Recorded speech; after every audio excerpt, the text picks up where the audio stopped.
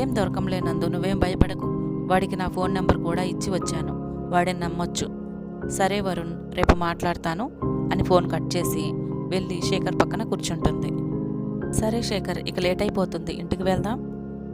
సరే, ఒకసారి పూజకి చెప్పేసి వెళ్ళిపోదాం అని ఇద్దరూ కలిసి పూజ దగ్గరకు వెళ్తారు. పూజ అను వాళ్ళ అమ్మగారు మాట్లాడుకుంటూ ఉంటారు. ఇంతలోపు కృష్ణగారు వచ్చి ఏదో మాట్లాడుతుంటే ఆయనతో కోపంగా మాట్లాడుతుందల్లా నందును చూసి మాట్లాడటం ఆపేస్తుంది. వాళ్ళిద్దరూ వెళ్ళి ఇక వెళ్ళి వస్తాం పూజ, ఇప్పటికే లేట్ అయిపోతుంది అని శేఖర్తో చెప్పటం పార్వతి గారు చిన్నగా నవ్వి, నెక్స్ట్ టైం మా ఇంటికి రావటం మాత్రం మర్చిపోవద్దు అని అంటుంది. ఆవిడ నన్ను చూసిన తరువాత నుంచి ఎంతో వింతగా ప్రవర్తిస్తుంది. అప్పటిదాకా బాగానే ఉంది కదా. ఖచ్చితంగా ఆమె నన్ను గుర్తుపట్టింది. ఏంటి నందు, ఏదో ఆలోచిస్తున్నట్లున్నావు? ఇక బయలుదేరదామా? శేఖర్, ఏం లేదు, వెళ్దాం. ఇద్దరూ అక్కడి నుంచి కారులో బయలుదేరారు. కారులో వెళ్తూ, పార్టీ చాలా బాగా జరిగింది కదా నందు. నందు ఏదో ఆలోచనలో పడి శేఖర్ ఏమంటున్నాడో పట్టించుకోలేదు. ఏంటి నందు అలా ఉన్నావు? నీకు పార్టీకి రావటం ఇష్టం అన్నావు కదా, మరి ఎందుకు డల్ అయిపోతున్నావు? నా కోసం నువ్వు బలవంతంగా ఏమీ రాలేదు కదా. అబ్బా, అలాంటిదేం లేదు శేఖర్, కొంచెం హెడేక్గా ఉంది అంతే. ఓ అవునా, ఇప్పుడు బాగానే ఉందా? కానీ నందు ఏం మాట్లాడట్లేదు. ఇక శేఖర్ కూడా ఏం కదిలించలేదు. ఇద్దరూ ఇంటికి వెళ్ళిపోయి ఫ్రెష్ అయ్యి పడుకున్నారు. పొద్దున్నే చాలాసేపటి నుంచి నందు ఫోన్ మోగుతూనే ఉంది. ఎన్నిసార్లు ఫోన్ మోగినా నందు అసలు నిద్ర లేవనే లేదు. ఇంకా శేఖర్కి విసుగు వచ్చి వెళ్ళి ఫోన్ లిఫ్ట్ చేశాడు. ఎవరండి అని శేఖర్ అన్న వెంటనే, నందమ్మ, నేను మూర్తిని అన్నాడు.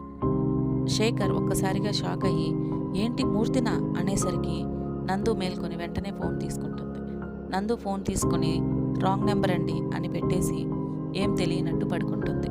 ఏంటి నందు, మూర్తి అంటున్నాడు, నాకేం అర్థం కావట్లేదు. అబ్బా శేఖర్, మూర్తి గారు చనిపోయారు కదా, ఆయన ఎవరో రాంగ్ నెంబర్. నువ్వు ఎందుకు అలా ఆలోచిస్తున్నావు? పడుకో. నందు, నా దగ్గర ఏమైనా దాస్తున్నావా? నిన్ను చాలా రోజుల నుంచి చూస్తున్నాను. ఊరికే టెన్షన్ పడిపోతున్నావు, భయపడిపోతున్నావు. ఏం జరుగుతుంది నందు? అరే, ఈ ఫోన్ కాల్ను పట్టుకుని ఏంటి శేఖర్ నువ్వు? ఏం లేదంటున్నాను కదా. మరి మూర్తి గారు కూడా నిన్ను అలాగే పిలిచేవాడు.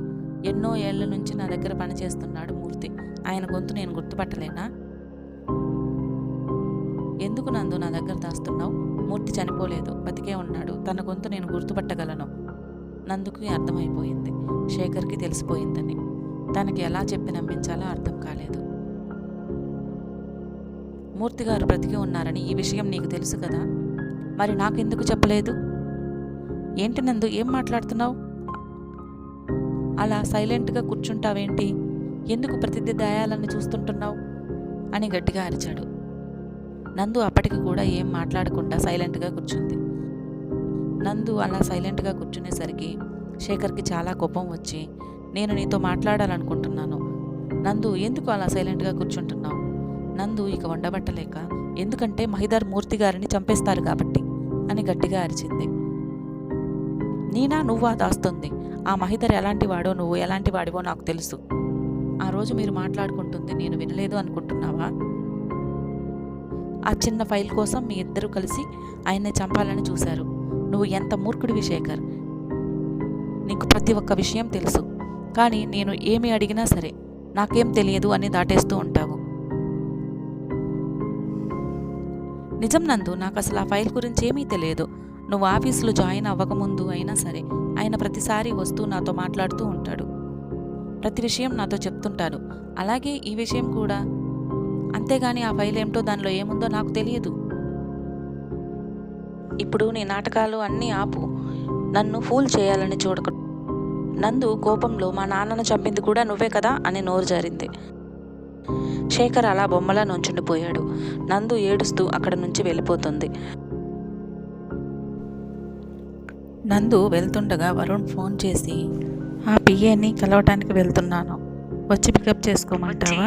నందు ఏడుస్తూ, నేను కోపంలో శేఖర్తో ఏదేదో మాట్లాడేశాను. మూర్తి గారు నాకెందుకు ఫోన్ చేశారు అసలు? పొద్దున్నే ఆయన వల్ల ఇదంతా జరిగింది. ఏం మాట్లాడుతున్నావు నందు నువ్వు? మూర్తి గారు ఫోన్ చేయడం ఏంటి? అసలు ఏమైంది? సరిగ్గా చెప్పు. నేను గాఢ నిద్రలో ఉన్నాను. నేను ఫోన్ ఎత్తలేకపోయాను. ఆ ఫోన్ శేఖర్ ఎత్తాడు. మూర్తి గారు బ్రతుకున్నట్లు శేఖర్కి తెలిసిపోయింది. ఏం మాట్లాడుతున్నావు నందు నువ్వు? అయినా మూర్తి గారు ఎందుకు చేశారు నీకు? నువ్వు మళ్ళీ తిరిగి నన్ను అడుగుతావేంటి వరుణ్? నీకే తెలుసు కదా ఆయన ఎందుకు ఫోన్ చేశారో. నేను కోపంలో మా నాన్నని చంపింది నువ్వే కదా అని కూడా అనేశాను వరుణ్. అది విన్న తర్వాత వరుణ్ మైండ్ అంతా అస్సలేం పని చేయలేదు. తనకు ఏం మాట్లాడాలో కూడా అర్థం కాలేదు. ఏంటి నందు నువ్వు చెప్పేది? నీ అంతటి నువ్వే నీ చేతులారా చెడగొట్టుకుంటున్నావు. ఇప్పుడు కనుక ఈ విషయం వెళ్ళి మహిధర్కి చెప్పాడు అనుకో, వాడు నిన్ను బ్రతకనిస్తాడా? అసలు ఏం చేస్తున్నావు? నీకేమైనా అర్థమవుతుందా? సారీ వరుణ్, ఏదో కోపంలో అలా చేశాను. కానీ నేను ఎప్పుడైతే ఆ ఫైల్ గురించి అడిగానో తనకి అసలు ఏం తెలియదు అని చెప్తున్నాడు. ఆ ఫైల్లో ఏముందో కూడా తెలియదు అని అంటున్నాడు. అది నేను నమ్మాలో నమ్మకూడదో అర్థం కావట్లేదు.